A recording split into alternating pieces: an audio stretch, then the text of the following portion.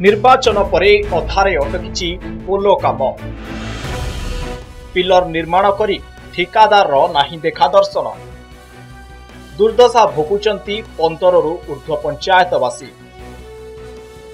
अनुगुल जिला छेंडीपदा ब्लॉक चरपड़ा पतित पावन महाविद्यालय ठारू उगी जाइतिबा पूर्त विभाग रास्तार बाउरी नाल उपरे एक पुराना पोलो थिला।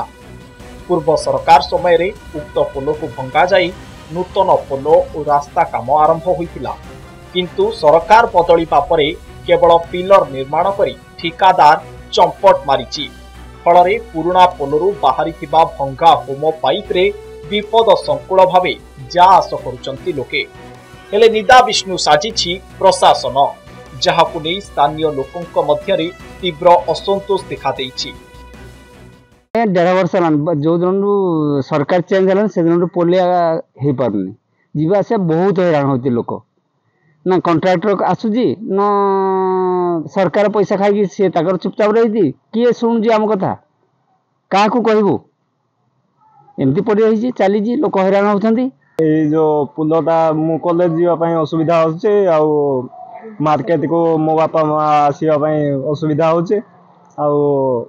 लोक माने समस्ते भी असुविधा कौन कौन होचंदी एवं गाड़ी भी जाऊनी वर्षे पड़ी रहा एबे चेष्टा कले हो पारियो किंतु हो पारुनी कौन समस्या रही पुलर तो हो पारे जावासा लोक असुविधा हो मेडिकल जावाई लोक असुविधा होते गाड़ी मोटर चलना आर पटे गाड़ी चलुची एपटे भी रास्ता है क्लीयर है टिके असुविधा हो वर्षा दिन तो किसी जीवाई आर पटे असुविधा हो। पोलो काम बंद होइथिबा जोगु स्थानीय लोके 2 किलोमीटर जीवा परिवर्ते 16 किलोमीटर बुली जा आस करुचंती। विद्यालय कॉलेज डाक्तरखाना थाना और जरपड़ा बजार को जीवा आसीबा पई बहु हैरान हरकत हेउचंती। सरकार शीघ्र पोलो काम आरंभ न कले स्थानीय लोके राजरास्ता को ओह्लाइबे बोली चेतावनी देइचंती।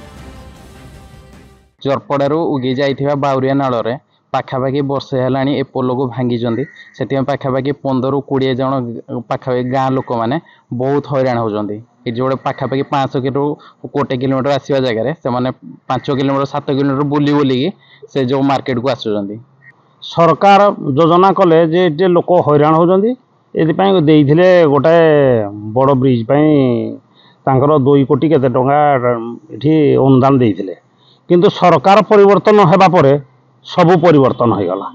ये रास्ता जीवाई आपण तो देखिपार जे तार आर अवस्था कौन अच्छी लोक चलिक जावाई सक्षम नुह। सरकार बदलिबा परे 1.5 वर्ष हेब अधारे अटकी पोलो काम फल दुर्दशा भोगुंट 15 रु ऊर्ध्व पंचायतवासी। तेबे देखा बाकी रहा केबे हेब पोलो काम लोकंक यातायात रे मिलिबो सुफल। छेंडीपदारू अजित धलंक रिपोर्ट नंदीघोष टीवी।